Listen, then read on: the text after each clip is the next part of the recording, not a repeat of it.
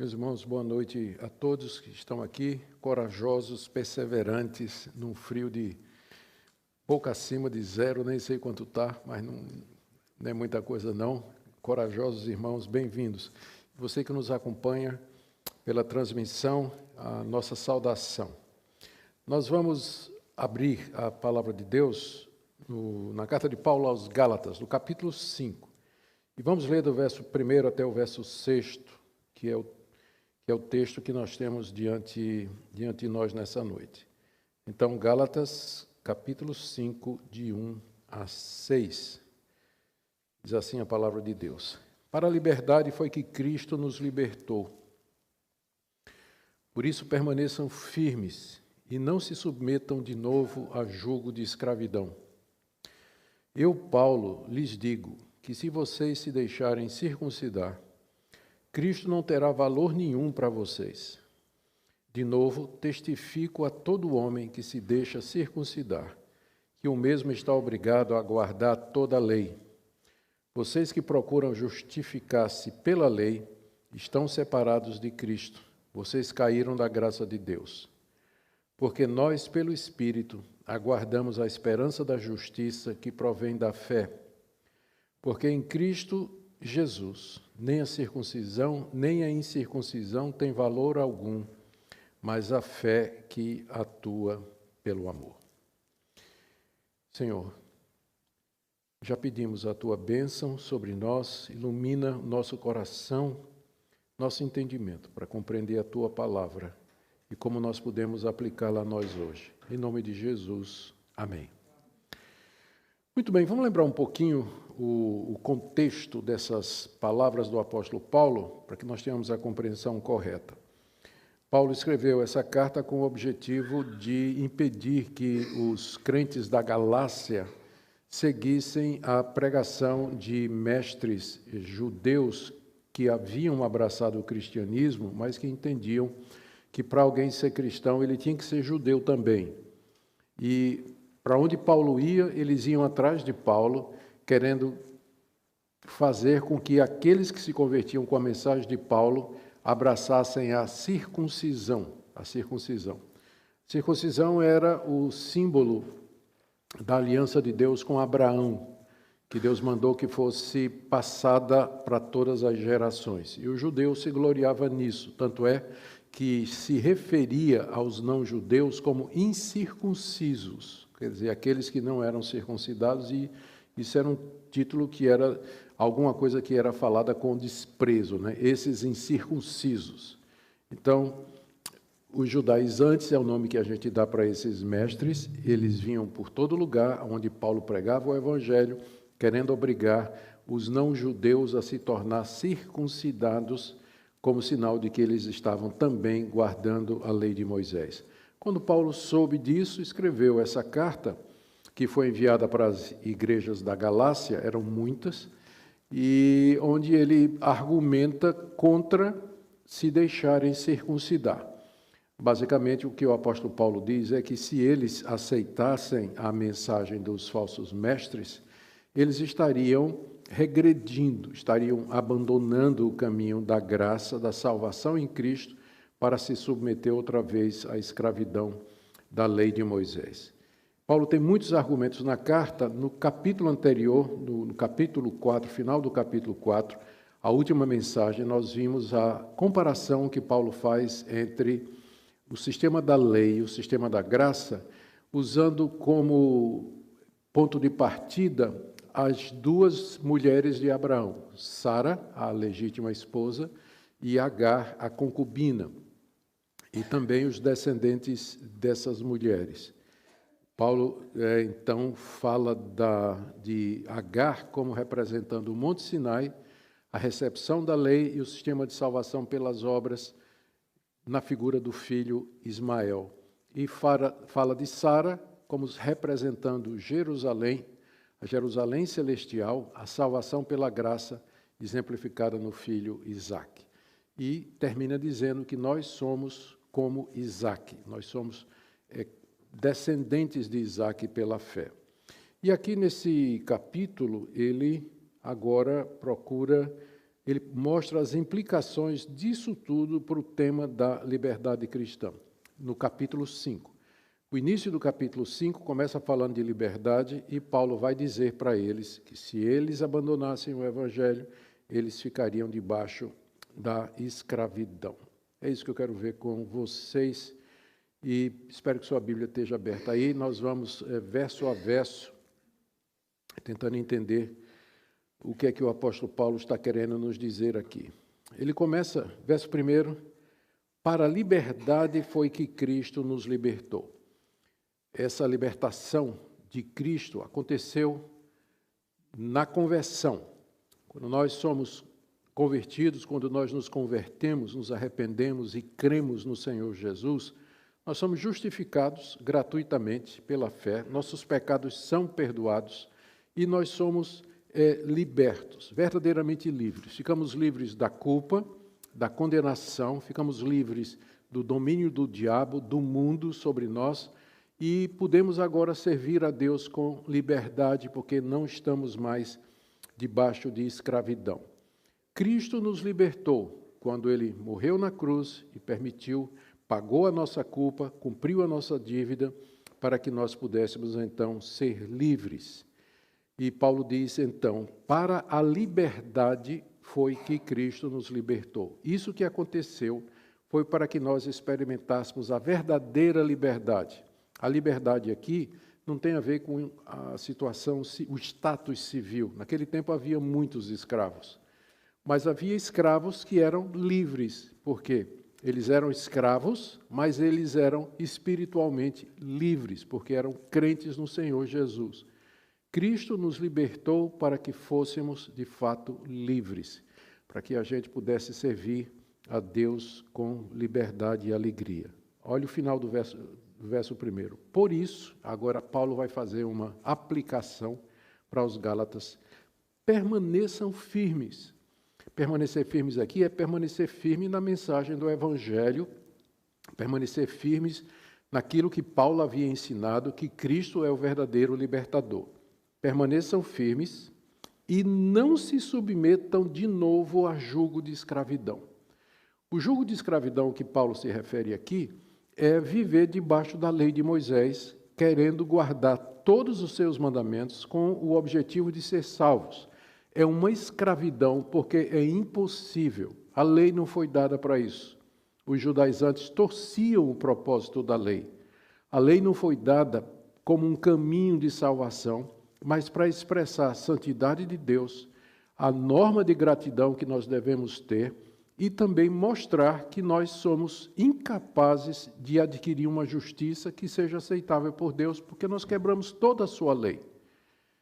Por isso, Paulo diz aqui, ele se refere ao sistema de mosaico como sendo um jugo de escravidão. Jugo, todo mundo sabe o que é, né? Jugo é um pedaço de madeira que você bota no cangote de dois bois e bota eles para puxarem um arado, né? Então, é o jugo que você coloca ali em cima. Então, a gente vivia com... Quem estava debaixo da lei de Moisés para tentar agradar a Deus, é como se fosse um animal com esse jugo no pescoço, acorrentado a um animal muito mais rápido, muito mais forte, impossível de acompanhar, e você preso ali, se esforçando e não conseguindo seguir no ritmo que aquilo estava seguindo. Então, permaneçam firmes e não se submetam a jugo de escravidão. Ele usa a palavra de novo aqui, que desperta uma questão. Como de novo? Os Gálatas não eram judeus. Eles nunca tinham se submetido à lei de Moisés. Então, por que de novo? É porque os Gálatas, antes de conhecer a Cristo, eles eram idólatras. Eles adoravam outros deuses. E isso era a mesma coisa, isso era tão escravidão quanto você estar debaixo da lei de Moisés e querer se salvar. Ou seja, tanto o judeu quanto o gentil que adorava ídolos, eles estavam igualmente debaixo de jugo de escravidão. E a solução para ambos os casos, o legalismo e o misticismo, a falsa religião, é Cristo. Cristo nos libertou. Portanto, não se submetam a jugo de escravidão. para nós hoje, o que é que isso significa? O crente é livre. Você é livre, você não está sujeito às normas, às regras humanas. Você não está debaixo da lei de Deus como sistema de salvação. De todos os povos que existem, de todas as pessoas que existem, o cristão é o que deveria desfrutar dessa vida com maior alegria. E comer de tudo, beber de tudo, com moderação, é evidente, né? E sair, visitar tudo, conhecer as belezas da natureza, agradecer a Deus por isso, a ter uma vida sexual com sua esposa, com seu marido, que seja abundante, feliz, sem culpa. É isso que o cristão deveria ser. O povo mais feliz do mundo. O povo mais feliz do mundo. Infelizmente, não é isso que a gente vê, não é?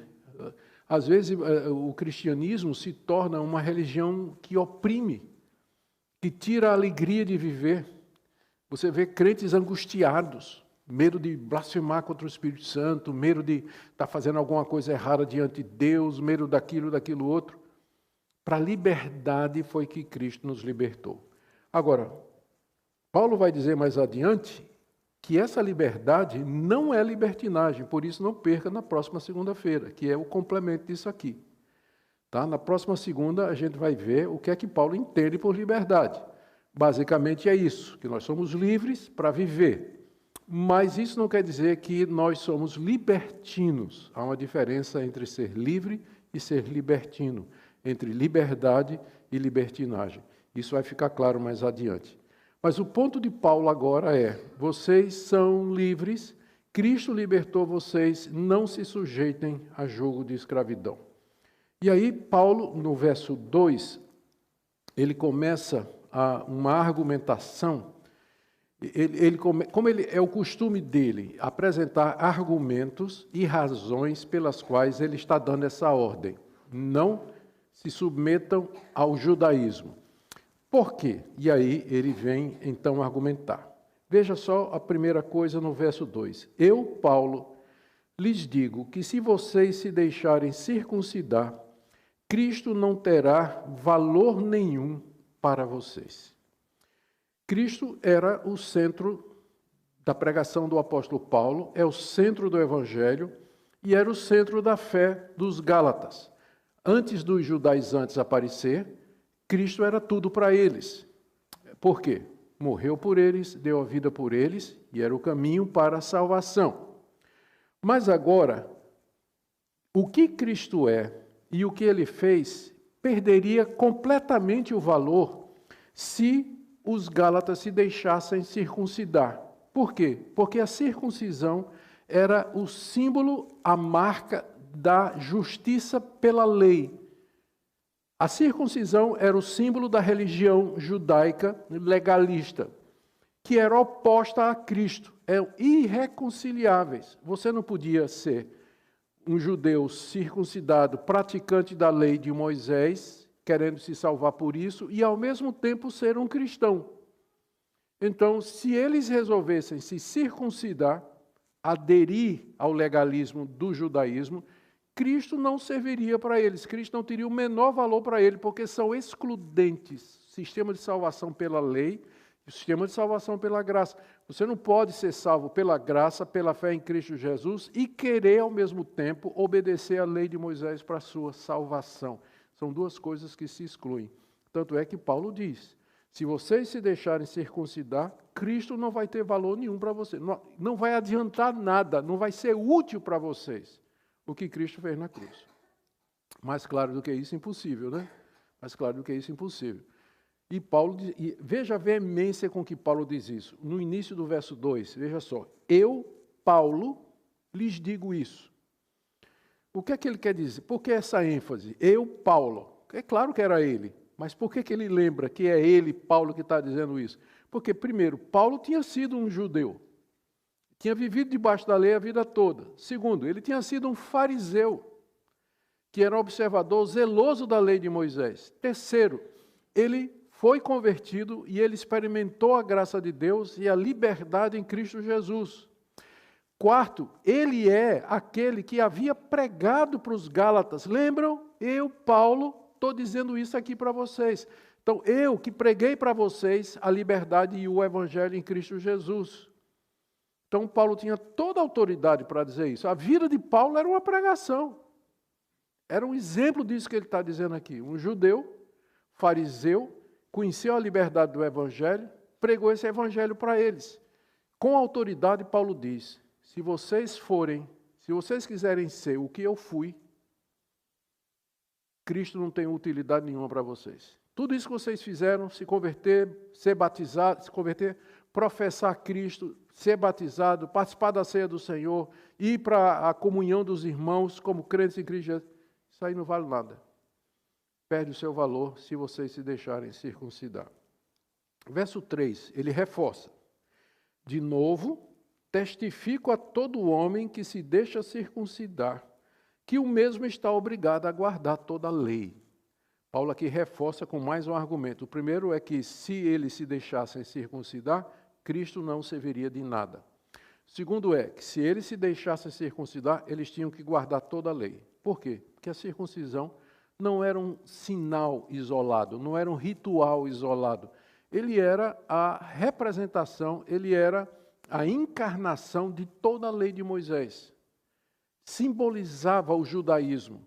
Então, quem se circuncidasse tinha como obrigação guardar toda a lei. É como aqui, não é verdade? Quando você professa a sua fé em Cristo Jesus, você vem diante da igreja e você declara diante da igreja que você vai seguir nos caminhos de Deus. Você faz uma declaração de fé. O batismo é só um símbolo dessa declaração que você faz. Da mesma forma, a circuncisão era uma declaração pública de que a pessoa ia guardar e viver debaixo da lei de Moisés. Então não era só os gálatas dizerem assim, tá bem, eu vou me circuncidar porque é um sinal do Antigo Testamento. Não. Circuncidar significava renunciar a Cristo e significava você se obrigar a guardar a lei de Moisés. Era tão importante quanto isso que eu estou dizendo para vocês. Verso 4. O terceiro argumento, o primeiro é, Cristo não tem valor. Segundo, você vai ter que guardar toda a lei. E o terceiro, vocês caem da graça. Olha o verso 4. Vocês que procuram justificar-se pela lei, estão separados de Cristo. Vocês caíram da graça de Deus. Esse talvez é um dos versículos mais complicados da carta aos Gálatas, porque naturalmente sugere que uma pessoa que antes havia sido salva, agora ela não é mais. Agora eu queria ver com vocês,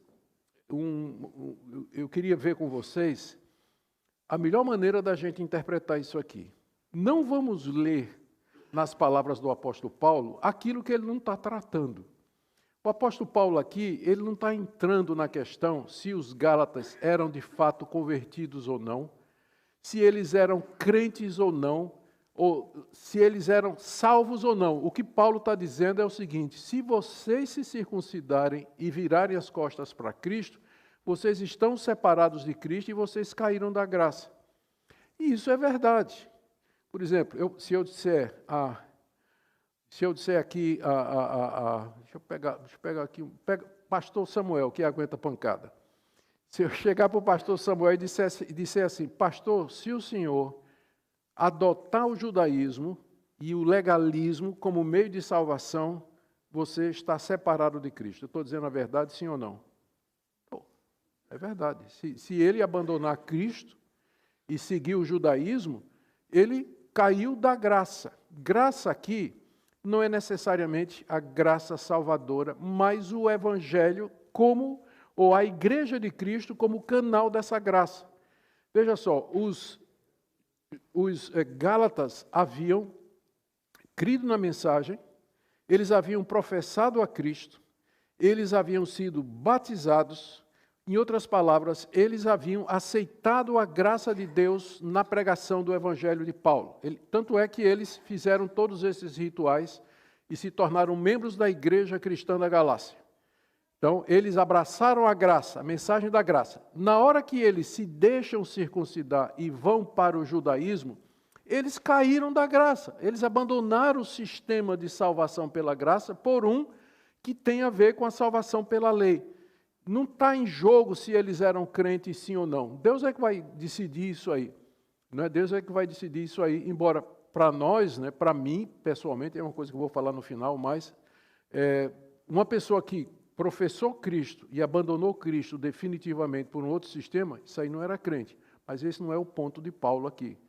O que ele está dizendo para os Gálatas é o seguinte: se vocês ouvirem a mensagem desses homens e vocês seguirem o que eles estão dizendo e abandonarem o que eu preguei, vocês abandonaram a graça que eu anunciei em Cristo Jesus. Vocês estão separados do Cristo que eu preguei para vocês, que morreu pelos nossos pecados para que nós fôssemos salvos pela graça de Deus. A razão que Paulo dá para isso, que quem se deixar circuncidar está separado de Cristo e caiu da graça, é porque, no verso 5, nós, pelo Espírito, aguardamos a esperança da justiça que provém da fé. Ou seja, nós que somos cristãos, nós esperamos, a nossa expectativa, a nossa esperança de vida eterna e de salvação vem da fé pela qual nós somos justificados. Aqui um trecho difícil de você traduzir, se você fizer a comparação aí com algumas versões, vocês vão ver como elas... É difícil, é um texto difícil. O que ele está dizendo é o seguinte: nós esperamos a vida eterna, essa é a nossa esperança. Essa esperança, ela é resultado da fé em Cristo Jesus. Pelo poder do Espírito Santo, nós estamos firmes nisso. O Espírito Santo nos diz que é pela fé em Cristo que isso haverá de acontecer e nós haveremos de obter isso aí. Essa é a razão pela qual, se vocês se deixarem circuncidar, vocês estão separados de Cristo. Porque os verdadeiros cristãos, pelo Espírito, esperam a justiça de Deus pela fé e não por obras. Pela fé e não por obras. Então, é complicado isso aqui, não é? Paulo, às vezes, diz umas coisas assim que só na glória mesmo que eu vou conversar com ele, se der. O último argumento dele, a consequência, a razão pela qual eles não deviam fazer isso aqui, se deixar circuncidar, está aí no verso 6. Porque em Cristo Jesus, nem a incircuncisão tem valor algum, nem a circuncisão, nem a incircuncisão tem valor algum, mas a fé que atua pelo amor. Olha que declaração do apóstolo Paulo. Ele diz aqui que em Cristo, essa questão de circuncisão e incircuncisão, judeu e gentil, não tem valor nenhum diante de Deus. Ninguém é salvo por descendência. Os judeus se gloriavam nisso, que eles eram descendentes de Abraão. Eles eram circuncidados, eles guardavam a dieta sagrada, tinham um calendário religioso, e eles se vangloriavam naquilo ali. E desprezavam os gentios. Os gentios, por sua vez, eles olhavam com desprezo para o judeu. Consideravam o judeu persona não grata. Chegou uma época que havia tanto judeu em Roma, e eles eram tão implicantes, e eles eram criadores de caso, a ponto de que o imperador Cláudio passou um decreto obrigando todos os judeus a saírem de Roma. Saírem de Roma porque nem o imperador aguentava a chatice dos judeus. Então, os não-judeus se gloriavam de não ser judeus e os judeus se gloriavam de não ser incircuncisos. Paulo está dizendo que em Cristo essas diferenças se terminam. Porque diante de Deus não é a questão de procedência, de status, de raça, mas o que importa, Paulo diz aqui, é a fé que atua pelo amor. É isso que vai fazer a diferença, é isso que vai salvar você. Só existe um sistema de salvação, só existe uma forma de salvação. E que vale tanto para judeu como para gentio, tanto para as pessoas do Antigo Testamento como as pessoas do Novo Testamento, que é mediante a fé em Cristo Jesus. É essa fé que salva e que no final é o que importa. Paulo está dizendo isso aos Gálatas, dizendo, se vocês se circuncidarem, isso aí não vai fazer a menor diferença no seu status diante de Deus. O verdadeiro status diante de Deus, porque em Cristo essas coisas perdem absolutamente o valor. Agora observe que ele qualifica essa fé como sendo a fé que atua pelo amor. Lembra que eu disse que ele haveria de, mais adiante no texto, explicar o que é essa liberdade? A fé que salva, ela não vem sozinha, ela atua pelo amor. Paulo precisava dizer isso, porque uma das acusações dos judeus contra Paulo, e a mensagem de Paulo, é que aquela doutrina de Paulo, que o homem é justificado pela fé sem as obras da lei, dava ocasião para a libertinagem. Porque o argumento é o seguinte, e essa é uma implicação falsa da verdade, da doutrina.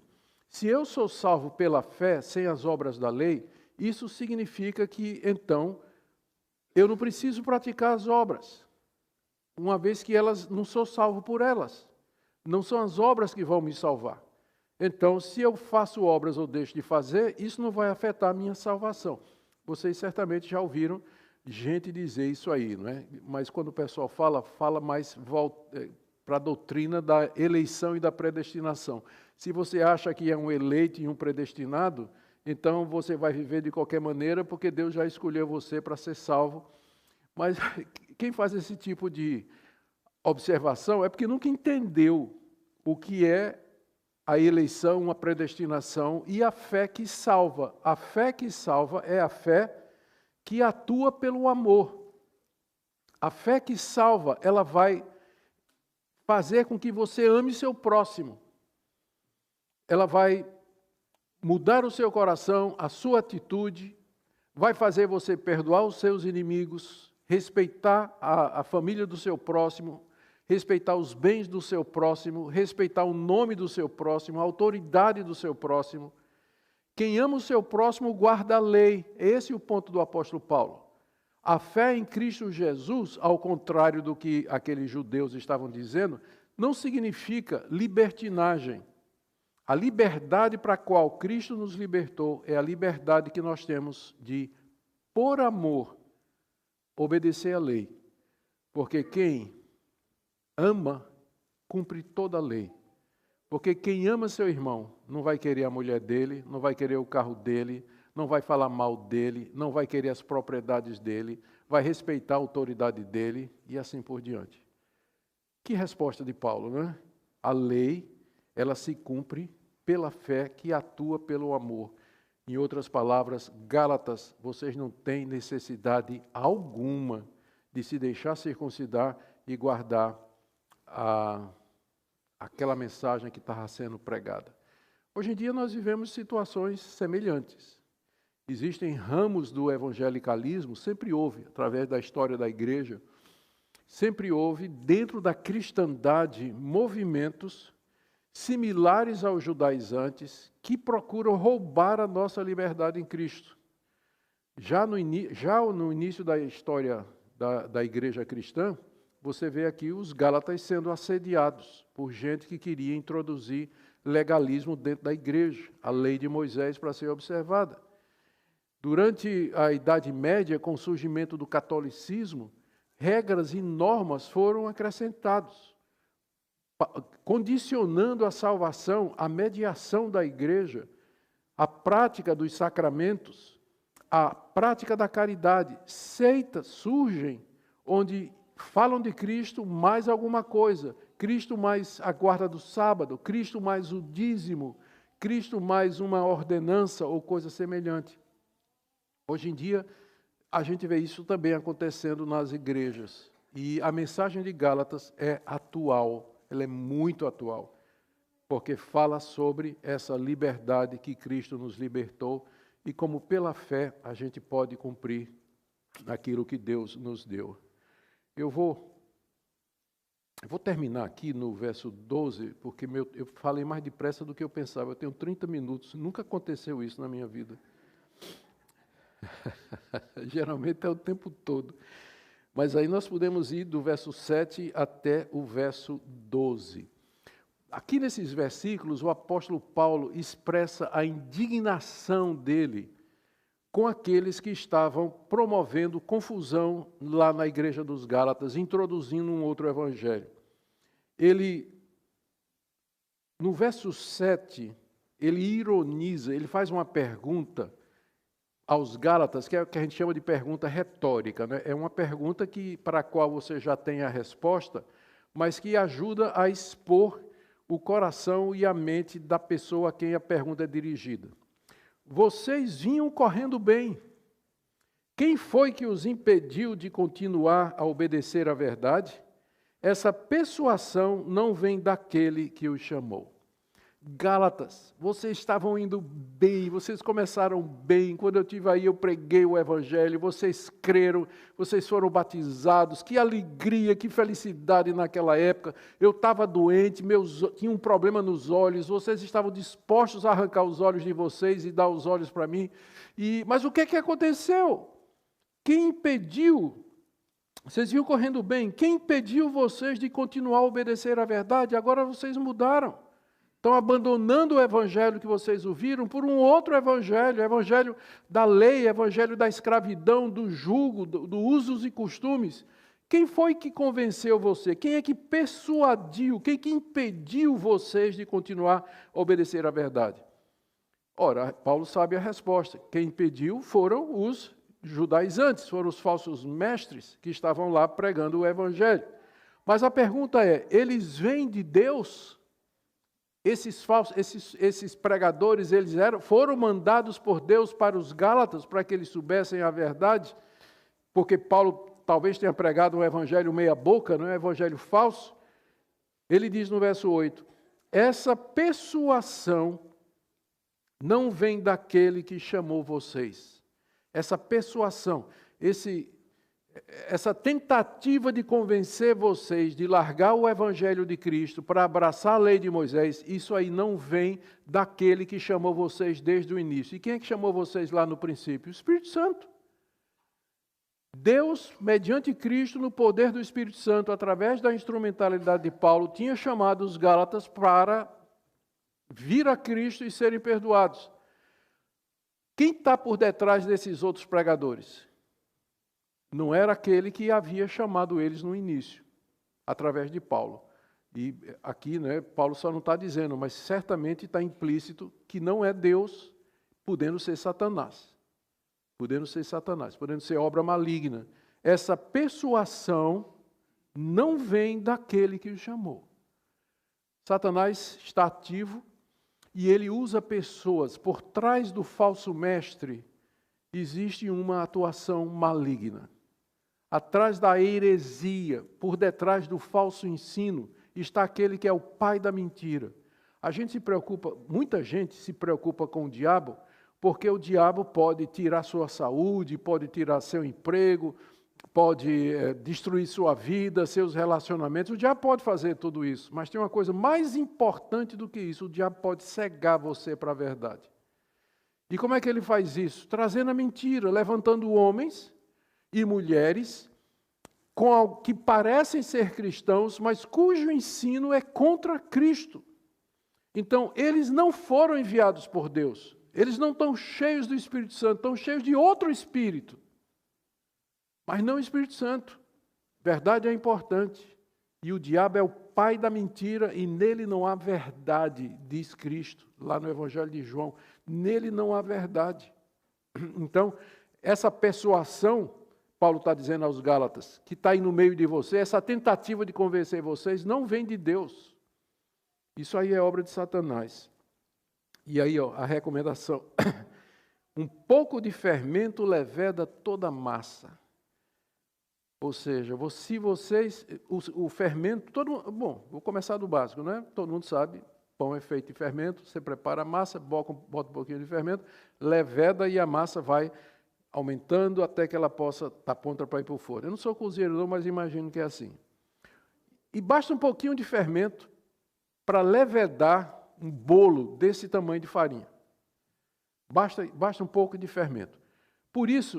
Porque o fermento tem esse poder de influenciar e de levedar aquilo onde ele é colocado, é que na Bíblia o fermento sempre é visto como símbolo do pecado. Basta apenas um pequeno pecado, não resolvido, não tratado, acariciado e tolerado, e ele vai inflamar todas as áreas da sua vida. Sendo assim, se os Gálatas deram. De onde veio tudo isso? Como é que começou tudo isso? Os falsos mestres mandados pelo diabo, mas sem dúvida, porque vocês também deram asa. Vocês abriram a porta, convidaram esses homens para pregar na igreja de vocês. Abriram a porta da casa de vocês, ligaram a televisão de vocês, foram no celular e seguiram o canal dele, o blog dele, o podcast dele. Um pouquinho da heresia contamina o resto. Basta um pouco. Começa assim. Como é que o crente se desvia? Como é que ele larga o evangelho? Começou escutando esses caras. Um dia um pouquinho, contribui para o cara, para ele continuar lá até o canal dele, e vai, pede a literatura dele, se inscreve no curso dele, e daqui a pouco já abandonou o evangelho, está numa seita. Pouco de fermento, leveda toda a massa. Por isso que Paulo está furioso aqui nessa carta. Está furioso contra os Gálatas, porque é verdade que o falso profeta estava lá e o diabo estava agindo através dele. Mas os Gálatas também abriram a porta. Abriram a porta. Um pouco de fermento leveda toda a massa. Mas Paulo é incorrigível. Olha o verso 10. Tenham confiança no Senhor, de que vocês não mudarão a sua forma de pensar.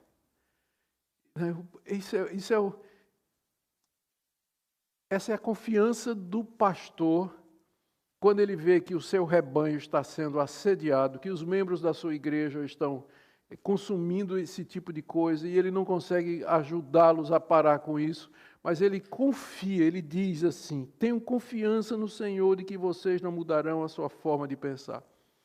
Talvez a tradução melhor fosse: eu espero, né? Eu tenho confiança, eu tenho essa expectativa, não posso ter certeza, mas eu gostaria muito que vocês não mudassem a forma de pensar de vocês.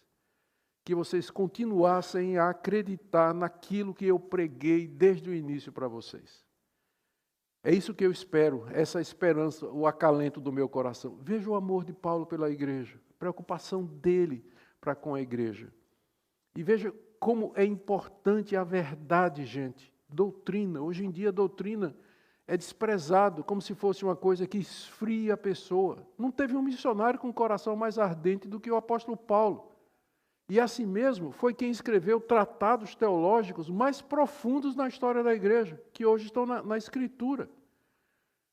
Se o coração não está aquecido pelo Espírito Santo,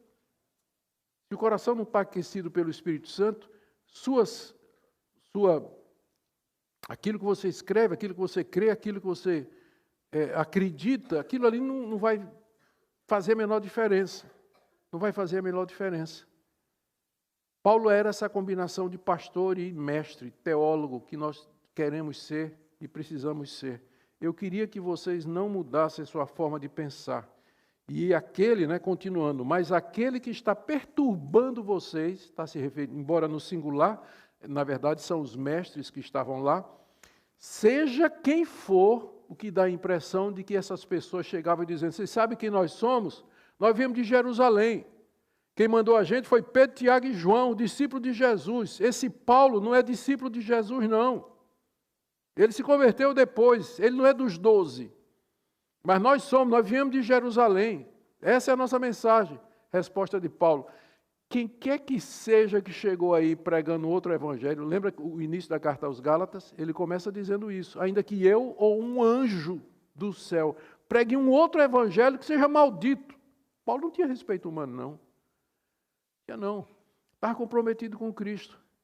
Quem quer que seja, não importa quem seja, essa pessoa vai sofrer a condenação. Vocês notaram uma coisa aqui? Para falar nisso eu me lembrei, porque é que meu tempo acabou mais cedo. É que não teve música, né?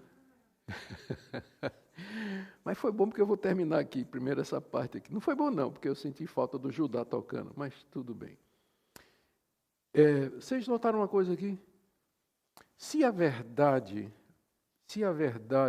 do Evangelho é progressiva e Deus está revelando novas verdades, então Paulo não podia fazer o que ele está fazendo.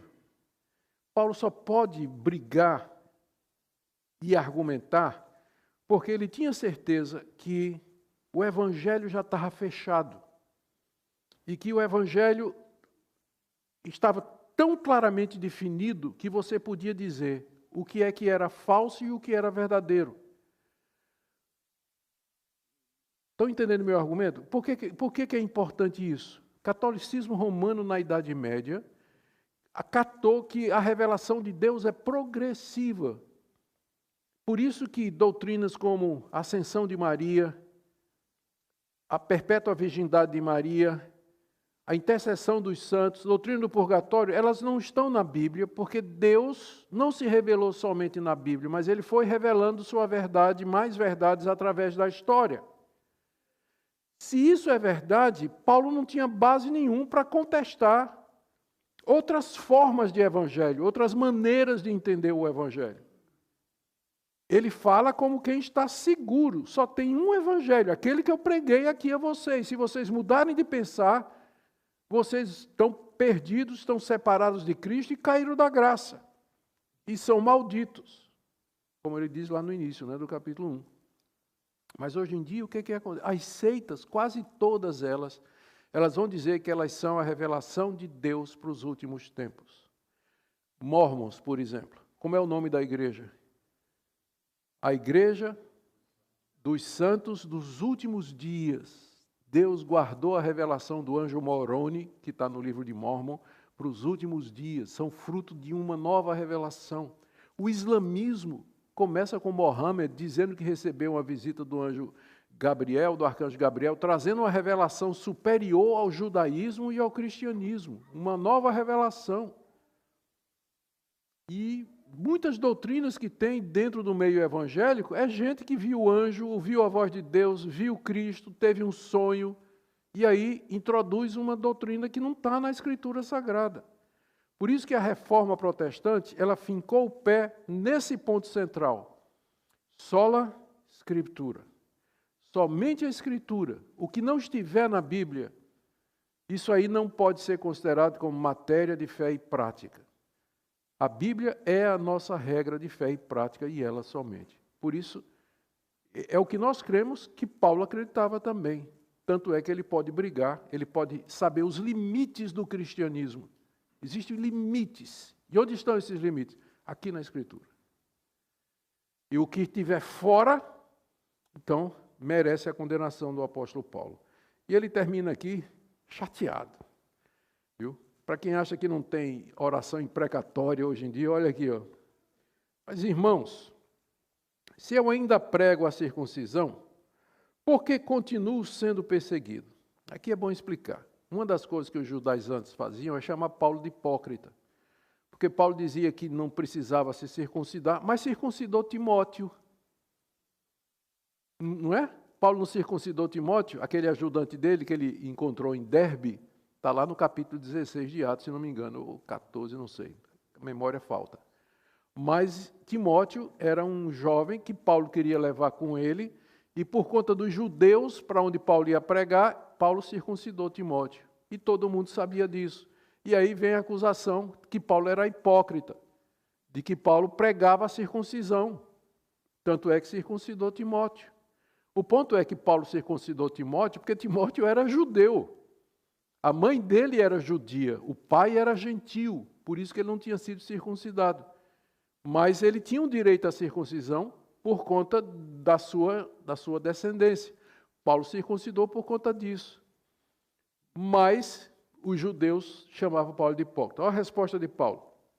Verso 11. Meus irmãos, se eu ainda prego a circuncisão, como esses caras estão dizendo aí, por que eu continuo sendo perseguido por eles? Por quê? Se eu prego a circuncisão, está tudo bem para eles, é isso que eles querem. Mas agora, por que eles me perseguem? É uma prova de que realmente eu não prego a circuncisão. Mas, nesse caso, Paulo diz, estaria desfeito o escândalo da cruz. Estaria desfeito o escândalo. Se Paulo estivesse pregando a circuncisão, o escândalo da cruz teria sido desfeito. Qual é o escândalo? Cristo morrendo pendurado numa cruz, como sendo o caminho pelo qual Deus salva pecadores. Isso é um escândalo para o judeu. Paulo pregava isso. e era acusado de promover escândalo. Mas se ele pregava a circuncisão, o escândalo da cruz está desfeito, como eu disse desde o início. Circuncisão e Cristo são duas coisas incompatíveis se você vai seguir a lei de Moisés, da qual a circuncisão é símbolo. E olhe no verso 12 agora. Quem dera até se mutilassem aqueles que estão perturbando vocês. Paulo está falando, oração imprecatória, né? Olha, quem dera que se mutilassem. Eu não preciso explicar o que é que Paulo está dizendo aqui, né? Todo mundo sabe o que é a circuncisão. Na verdade, o que Paulo está dizendo, eu quero que se castrem, que se castrassem, ou seja, um uso exagerado, um erro da faca, não é? Paulo meio que está dizendo assim, né? Tomara que eles se mutilassem, esses que estão perturbando vocês. Oração imprecatória contra esses falsos profetas. Não sei onde foi que eu estava, que alguém me perguntou, acho que foi ontem, na devocional dos Wings of Faith, do grupo de moto da igreja, que foi aqui, a devocional. O assunto acabou sendo discutir essas coisas e alguém perguntou, me lembrou que eu tinha falado uma vez que no Novo Testamento, os autores, os apóstolos e escritores do Novo Testamento, quando eles tratam com os falsos profetas, eles nunca pensam assim. Eles são bem intencionados. Estão errados, mas são sinceros.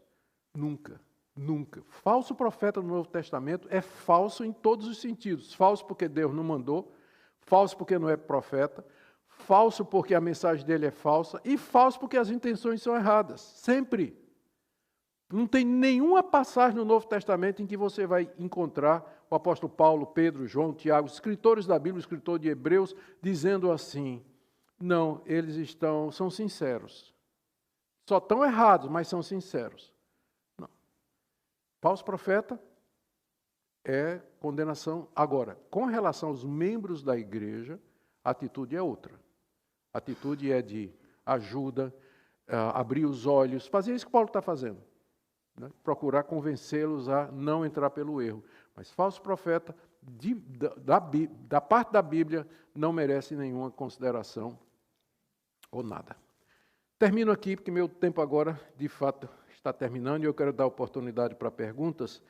Na próxima segunda, nós vamos ver a questão da liberdade, a verdadeira liberdade para a qual Cristo nos libertou. Nós vamos orar, queria chamar o pastor Samuel para vir à frente. Vamos ficar em pé para descansar um pouquinho e aí a gente já passa para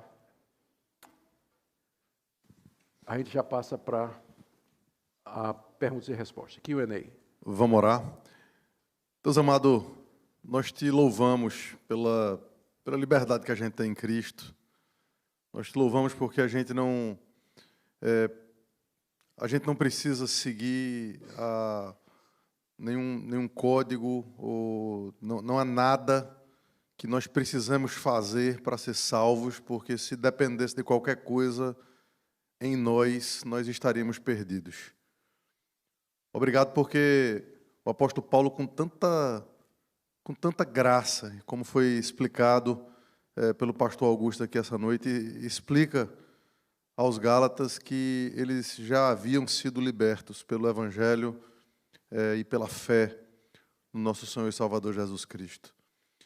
E te pedimos que isso encha o nosso coração de alegria, encha o nosso coração de deleite, por entendermos que não é sobre o que nós podemos fazer, mas é sobre aquilo que Cristo já fez por nós. Por isso nós oramos, entregando ao Senhor as nossas vidas, no nome de Jesus. Amém. Amém.